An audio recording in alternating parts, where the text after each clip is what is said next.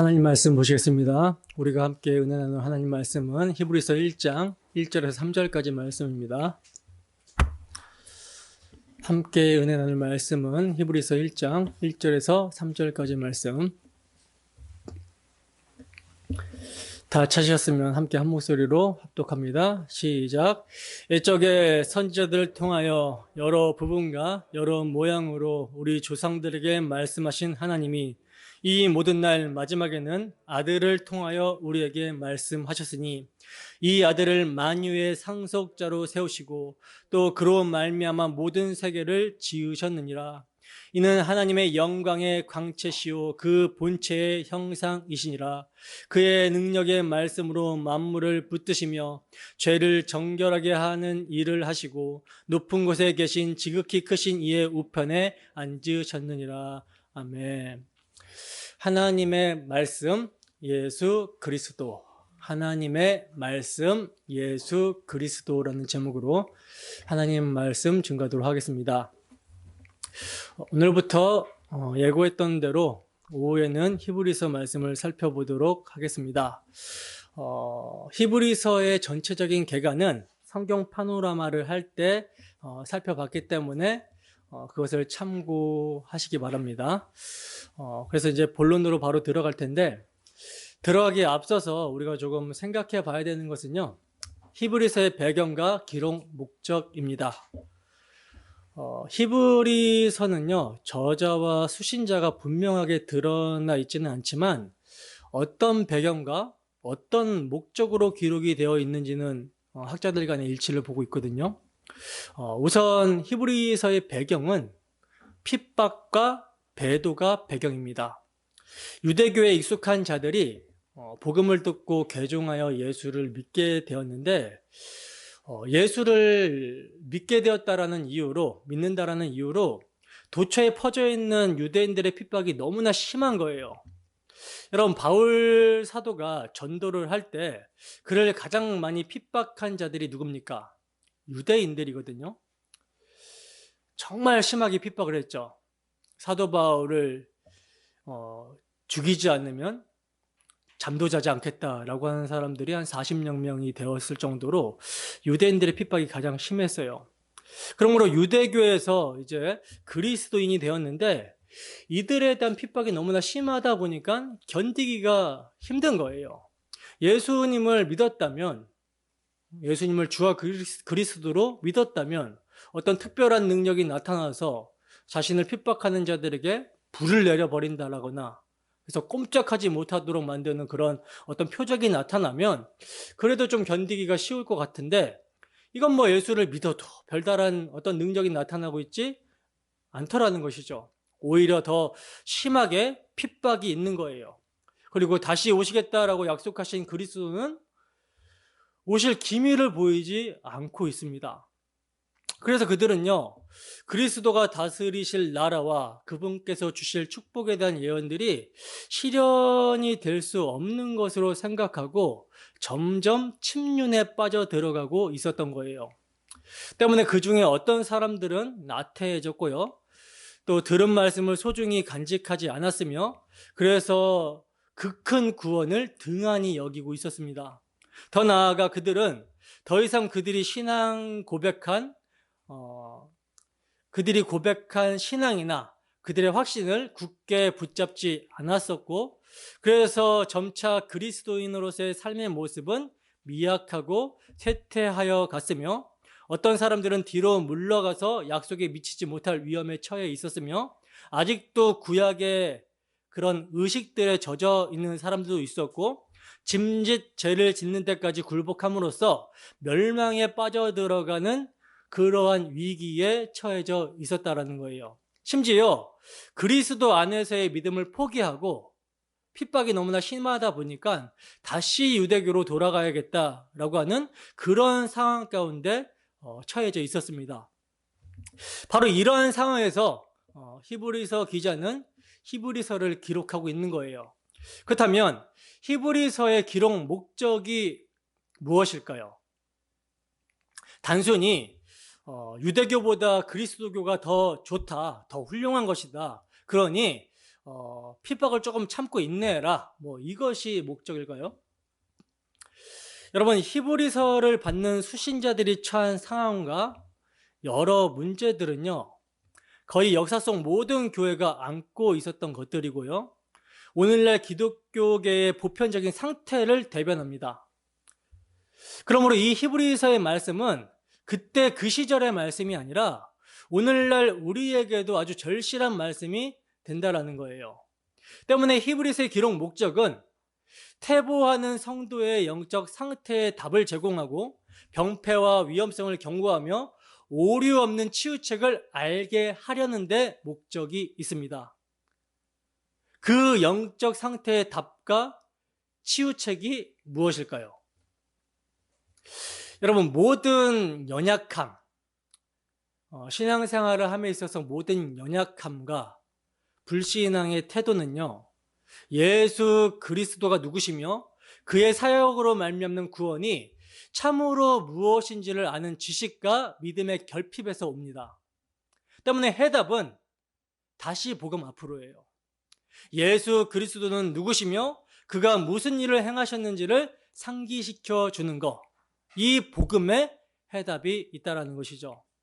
그러므로 히브리서 기자는요, 예수 그리스도가 누구시며 그가 하나님의 아들로서 성취해 놓으신 구원 안에서 구약의 모든 예언과 모형들이 얼마나 놀랍고 그리고 얼마나 하늘의 차원으로 온전하게 완성이 되었는가, 이것을 기록을 하고 있습니다. 그러니까 히브리서 기자는 연약함과 불신앙의 근본적인 치유책이 복음에 있다라는 것을 확신 가운데 기록을 하고 있다라는 거예요. 그래서 그들이 수신자들이 그리스도와 그분의 사역이 무엇인지 바르게 알기만 한다면 이 모든 문제가 해결될 것을 확신하며 히브리서를 기록하고 있는 것이죠. 그래서 저도 히브리서의 기자와 동일한 확신 가운데 그가 기록한 히브리서의 문맥을 잘 따라가면서 여러분들에게 복음을 상기시키고 복음을 전하고자 합니다. 부디 말씀을 사용하시는 성령의 역사로 말미암아 여러분들이 가지고 있는 남에게 말 못할 모든 문제들이 그리스도가 누구시며 그가 우리를 위해 무슨 일을 행하셨는지 복음을 참으로 알게 되는 가운데 근본적인 해결이 되기를 주님의 이름으로 축원합니다. 여러분, 지금 우리가 히브리서의 첫 세 절을 읽었는데 히브리서의 지금 우리가 읽은 첫 세 절은요, 단 세 절에 불과하지만 히브리서 전체를 압축한 것과 같은 대단히 중요한 말씀이거든요. 왜냐하면 이 안에는요, 하나님의 아들의 우월성과 최종성이 단적으로 묘사가 되어 있기 때문이라는 거예요. 여러분, 기독교는 계시의 종교입니다. 다른 종교는 아래에서 위로 더듬어 올라가려는 어떤 사상 체계이지만 기독교는요, 하나님께서 위로부터 빛을 비춰주시고 말씀하시고 친히 찾아 내려오시는 사랑의 발현이라는 거예요. 그러므로 만일 하나님께서 죄인들에게 계시해 주심이 없었다면 죄인들은요, 암중모색, 즉 어둠 속에서 물건을 찾듯이 도무지 하나님을 알 길이 없었을 거라는 거예요. 그러면 당연히 무엇도 없습니까? 구원의 소망이 전무했을 거라는 것이죠. 그러나 참으로 감사하게도 하나님께서는 죄인들을 불쌍히 여기셨으며 그리하여 당신 자신을 우리에게 계시해 주셨습니다. 그리고 그 계시의 궁극이 뭡니까? 계시의 궁극, 즉 마지막이 뭐예요? 아들로 말씀하셨고 그 아들을 계시로 나타내 보이셨다는 거예요. 이게 우리가 읽은 본문 말씀의 핵심입니다.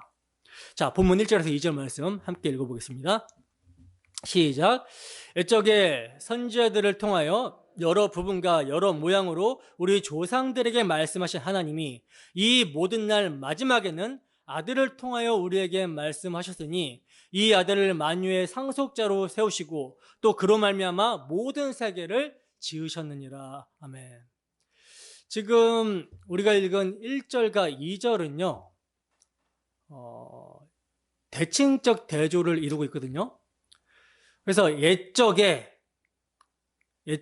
대칭으로는 마지막에, 그리고 선지자의 대칭적으로는 아들로, 조상에게 대칭적으로는 우리에게, 이렇게 대칭적으로 대조가 되어 있어요. 그런데 이렇게 대조되어 있는 가운데 여러 부분과 여러 모양으로 말씀하셨다라는 부분은요, 이 부분만 대조가 없는 것을 보게 됩니다. 왜냐하면 아들을 보내심은 여러 부분과 여러 모양 중에 한 부분, 한 모양이 아니라 여러 부분과 여러 모양으로 보여주신 것에 대한 최종적인 계시요 성취이기 때문이라는 거예요. 그래서 히브리서 기자는요, 이 모든 날 마지막에 아들로 우리에게 말씀하셨으니 하고, 하나님의 아들 예수 그리스도가 궁극적 계시, 마지막 계시임을 분명히 하고 있습니다. 여러분, 히브리서 기자는 여러 부분과 여러 모양으로 우리 조상들에게 말씀하셨다라고 하고 있는데, 여기서 여러 부분과 여러 모양이 여러분 뭘 의미할까요? 뭘 의미하겠습니까? 이것은 구약 시대를 의미하고 있는 거거든요. 그러니까 여러 부분과 여러 모양으로 계시하여 주신 내용이 구약 성경이라는 거예요. 많은 사람들이요, 구약 성경 하면 뭘 떠올리냐면 율법을 상기시킵니다. 율법. 근데 여러분, 이 율법이 하나님의 약속들과 반대되는 것이 아니라고 말씀을 드렸죠. 이 율법도 누굴 증거해요? 그리스도를 증거하고 있다는 거예요. 그러니까 구약 성경을 크게 보면 율법, 작게 보면 그 율법을 좀 작은 의미로 보면 토라, 점점점 축소해서 내려가면 십계명, 그리고 십계명을 또 축소하면 하나님 사랑, 이웃 사랑, 또 이것을 한 단어로 축소하면 사랑. 이 사랑이 어떻게 나타나신 바 되었다? 이 하나님의 사랑이 나타나신 바 되었는데 당신의 아들을 화목제물로 주시는데 이렇게 나타나게 되는 거예요. 그러니까 한 단어로 십자가다, 이게 해결이 되는 것이죠. 자, 요한복음 5장 46절 한번 읽어보겠습니다. 함께 읽습니다. 시작. 모세를 믿었더라면 또 나를 믿었으리니 이는 그가 내게 대하여 기록하였습니다. 아멘. 자, 보세요. 모세는요, 누구에 대해서 기록을 했대요? 예수님에 대해서 기록을 했다라고 하고 있어요. 그러니까 율법의 모든 말씀들이 여러 부분과 여러 모양으로 예수 그리스도를 증거하고 있었다라는 것입니다. 율법은 십계명과 성막, 식양, 제사, 제도, 각종 지켜야 될 규례뿐만 아니라 토라 전체, 그러니까 토라, 모세 오경 전체를 말씀하고 있는 것이기도 하거든요. 십계명, 성막, 식양, 제사, 제도, 각종 지켜야 될 규례들이 예수 그리스도를 가리키고 있어요. 그런데 창세기에 보면 또 출애굽기, 민수기, 신명기, 이렇게 토라 오경 전체가요, 그림자와 모형으로 예수 그리스도를 가리키고 있습니다. 예표하고 있다는 거예요. 그래서 창세기 3장에서 인간들이 범죄하자마자 하나님께서는 무엇을 통해서 예수 그리스도의 희생을 보여줍니까? 그들이 범죄했을 때 그들이 벌거벗었다라고 그러잖아요. 하나님께서는 그들을 위해서 가축을 잡았어요. 양의 첫 새끼죠. 그래서 그 양을 죽이심으로 그 가죽옷을 아담과 하와에게 입혀주셨습니다. 이것을 통해서 뭘 보여주신 거예요? 예수 그리스도가 예표하고 있는 희생적 사랑을 보여주신 것이죠. 또 아벨의 제사를 통해서 아벨이 양의 첫 새끼와 기름을 가지고 제사를 지내잖아요. 이것 또한 예수 그리스도의 희생을 통해서 하나님께 나아갈 수 있다는 것을 보여주고 있는 거예요. 그리고 노아 방주 사건, 방주가 죽어야 될 노아를 대신해서 저주의 비를 맞잖아요.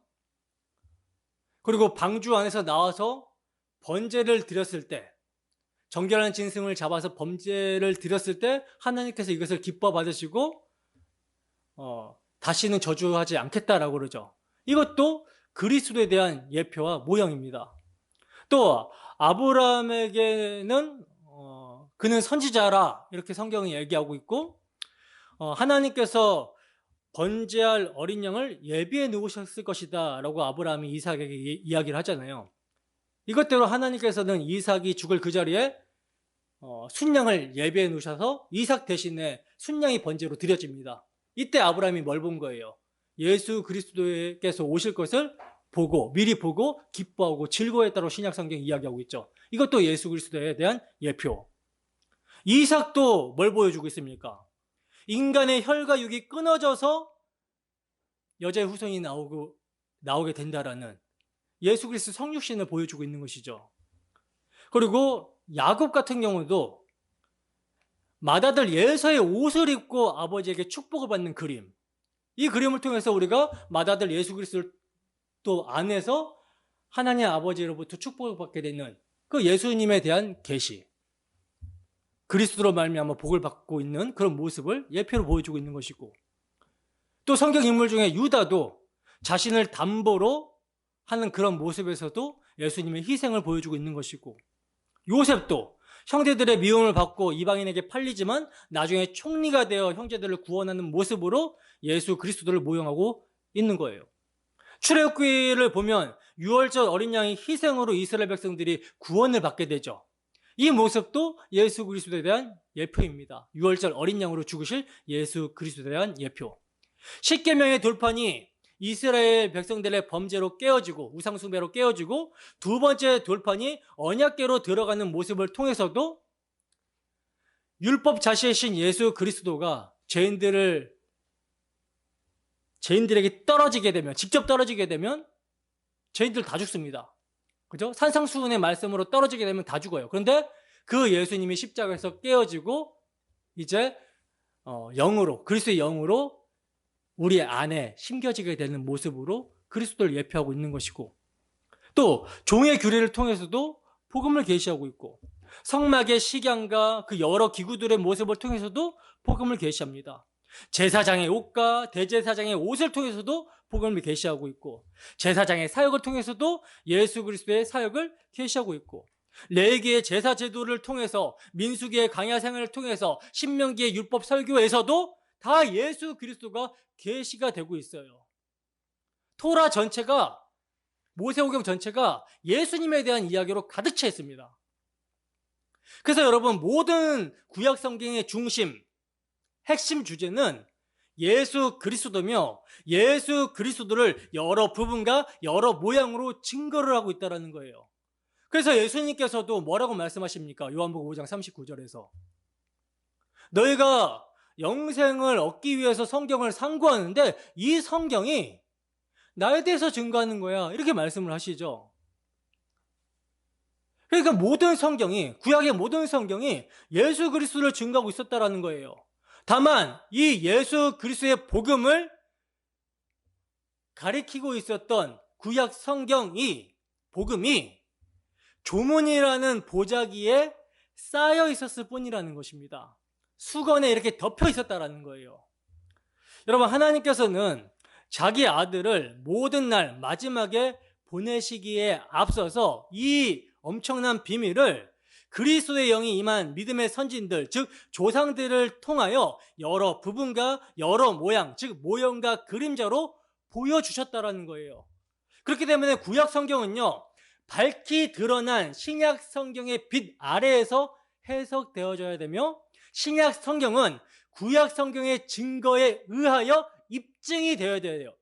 입증이 되어져야 돼요. 이것이 여러분, 사도들의 설교입니다. 그래서 여러분, 강단에서 말씀을 전하는 설교자들은요, 사도들이 전한 방식 그대로 설교해야 돼요.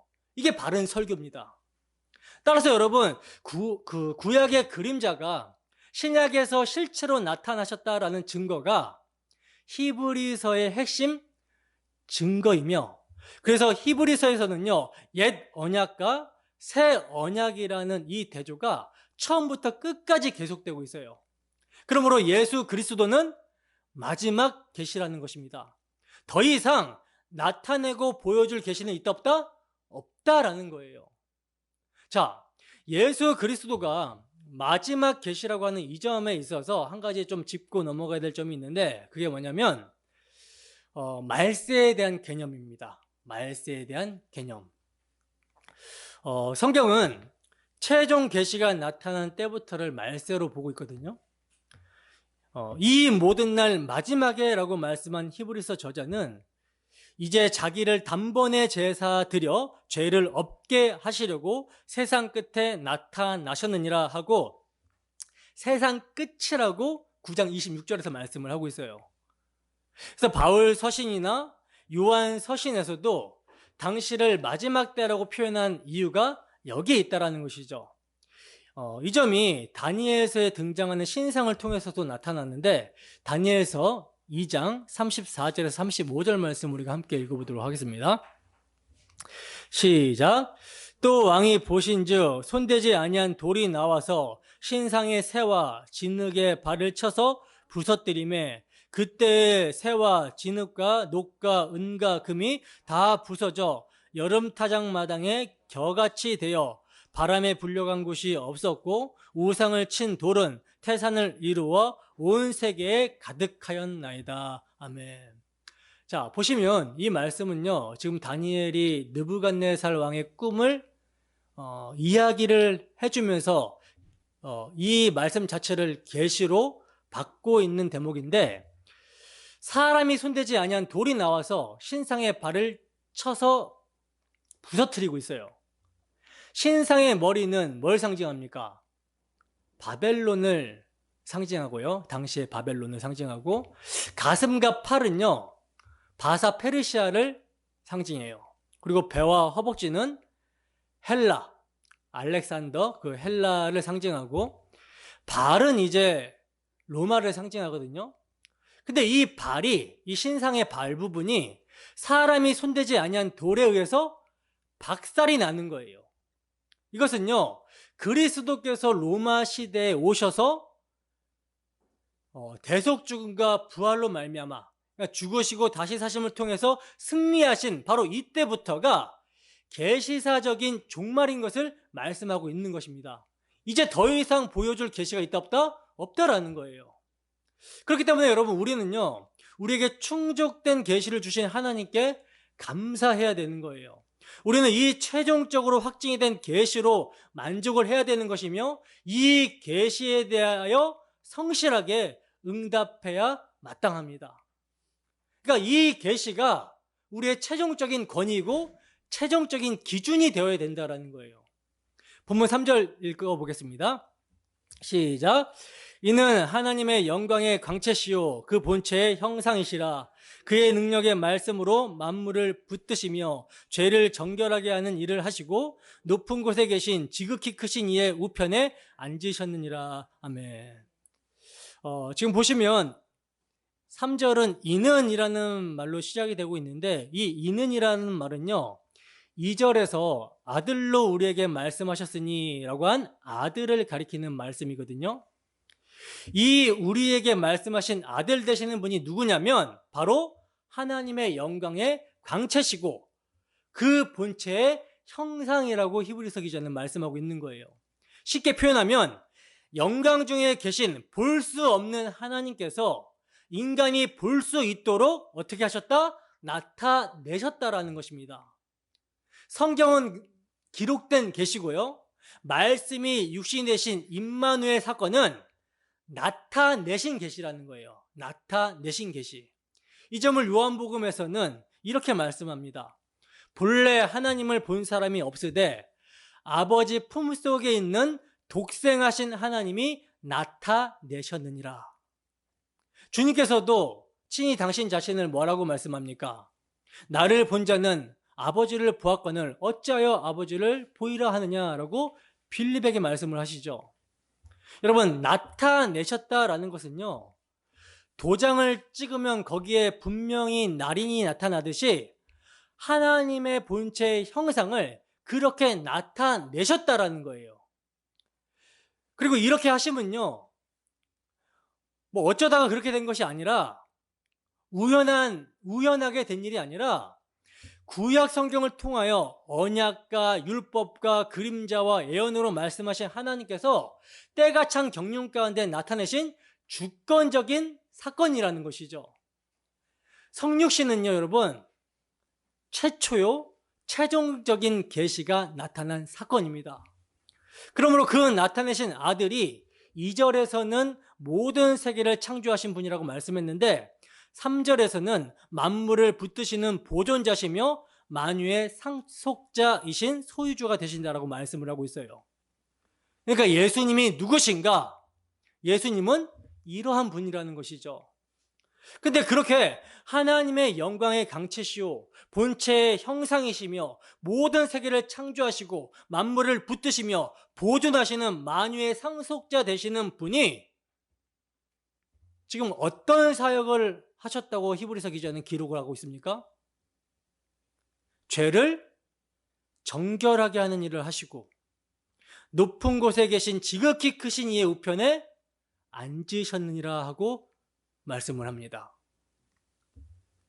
지금 히브리서 기자는요, 예수님의 사역을 지상의 사역과 천상의 사역으로 나누어서 말씀을 하고 있는데, 우선 지상의 사역을 먼저 보시면 하나님의 아들은 죄를 정결하게 하셨다라고 말씀을 하고 있어요. 이건 지금 하나님의 아들 예수 그리스도의 사역을 지금 한마디로 압축을 해놓고 있는 것인데, 하나님의 영광의 강체시며 본체의 형상이시며 모든 세계를 창조하시고 붙드시며 만유의 상속자가 되시는 그 하나님의 아들이 이 세상에 사람의 몸을 입고 성육신 하심, 이 목적이 택하신 자기 백성을 그들의 죄에서 구원하시기 위해서 당신을 대속제물로 주시기 위해서 오셨다라는 거, 이것이 목적이라는 거예요. 그리고 그의 생애 또한 택하신 자기 백성을 동정하시고 체휼하시는, 죄로 말미암는 그들의 슬픔과 질고를 짊어지시는 대속의 삶을 사신 것입니다. 그리고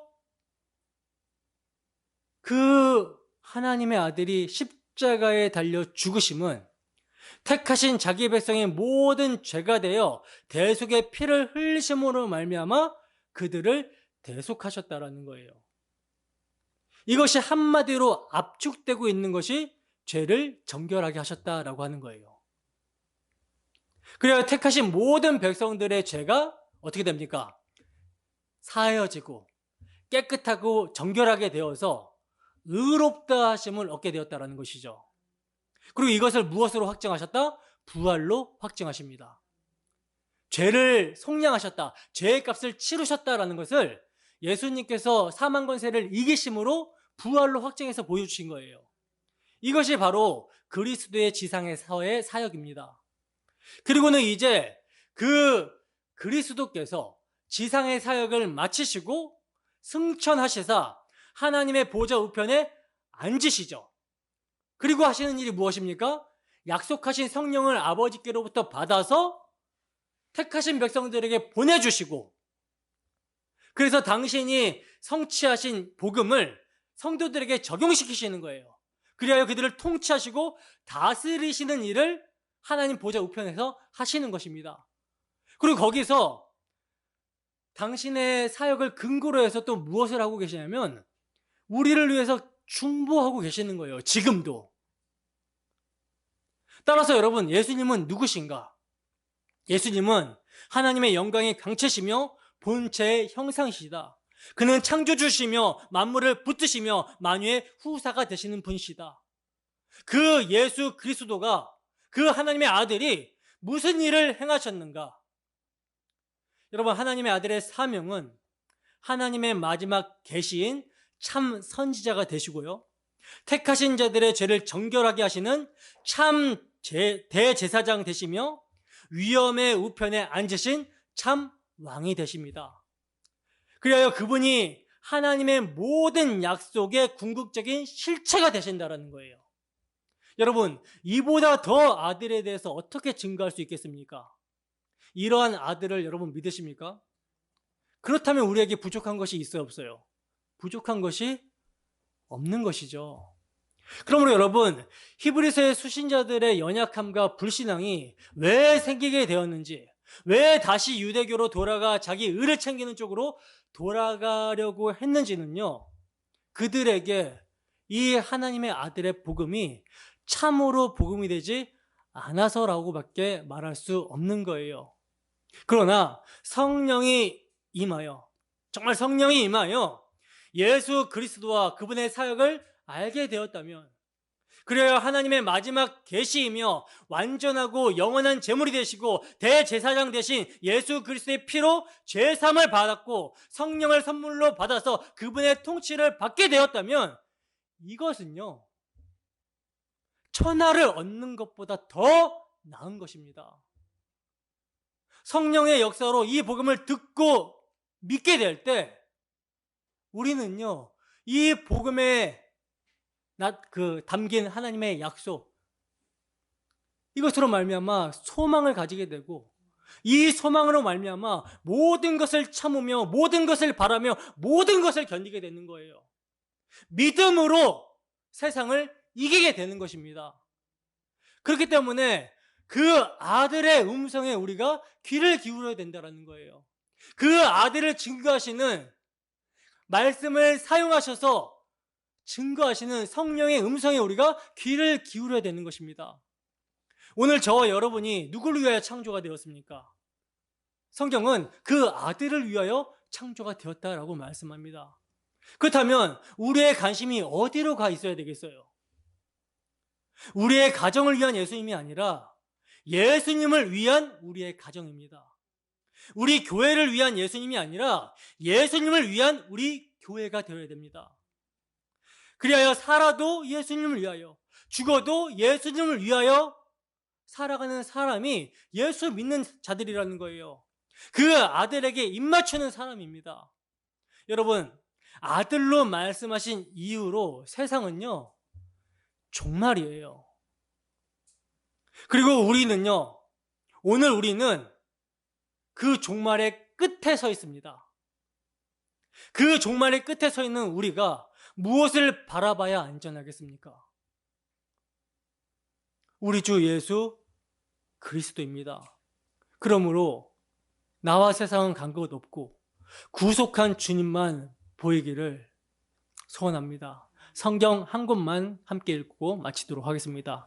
골로새서 1장 6절에서 23절 말씀 함께 읽습니다. 시작. 이 복음이 이미 너희에게 이름에 너희가 듣고 참으로 하나님의 은혜를 깨달은 날부터 너희 중에서와 같이 또한 온 천하에서도 열매를 맺어 자라는도다. 이와 같이 우리와 함께 종된 사랑하는 에바브라에게 너희가 배웠나니 그는 너희를 위한 그리스도의 신실한 일꾼이요 성령 안에서 너희 사랑을 우리에게 알린 자니라. 이로써 우리도 듣던 날부터 너희를 위하여 기도하기를 그치지 아니하고 구하노니 너희로 하여금 모든 신령한 지혜와 총명에 하나님의 뜻을 아는 것으로 채우게 하시고 주께서 합당하게 행하여 범사에 기쁘게 하고 모든 선한 일에 열매를 맺게 하시며 하나님을 아는 것에 자라게 하시고 그의 영광의 힘을 따라 모든 능력으로 능하게 하시며 기쁨으로 모든 견딤과 오래 참음에 이르게 하시고 우리로 하여금 빛 가운데서 성도의 기업의 부분을 얻기에 합당하게 하신 아버지께 감사하게 하시기를 원하노라. 그가 우리를 흑암의 권세에서 건져내사 그의 사랑의 아들의 나라로 옮기셨으니 그 아들 안에서 우리가 속량 곧 죄사함을 얻었도다.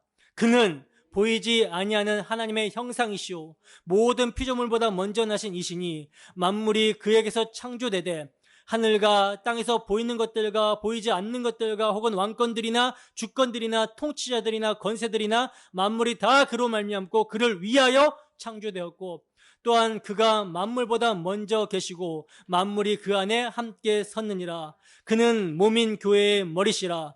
그가 근본이시오 죽은 자들 가운데서 먼저 나신 이시니 이는 친히 만물의 으뜸이 되려 하심이요 아버지께서는 모든 충만으로 예수 안에 거하게 하시고 그의 십자가의 피로 화평을 이루사 만물 곧 땅에 있는 것들이나 하늘에 있는 것들이 그로 말미암아 자기와 화목하게 되기를 기뻐하심이라. 전에 악한 행실로 멀리 떠나 마음으로 원수되었던 너희를 이제는 그의 육체의 죽음으로 말미암아 화목하게 하사 너희를 거룩하고 흠없고 책망할 것이 없는 자로 그 앞에 세우고자 하셨으니 만일 너희가 믿음에 거하고 터 위에 굳게 서서 너희 들은 바 복음의 소망에서 흔들리지 아니하면 그리하리라. 이 복음은 천하 만민에게 전파된 바요 나 바울은 이 복음의 일꾼이 되었노라. 아멘. 이 하나님의 말씀, 예수 그리스도의 복음을 믿는 믿음에 견고하여 복음의 소망 가운데 흔들리지 않고 살아가는 우리 모두가 되기를 주님의 이름으로 축원합니다.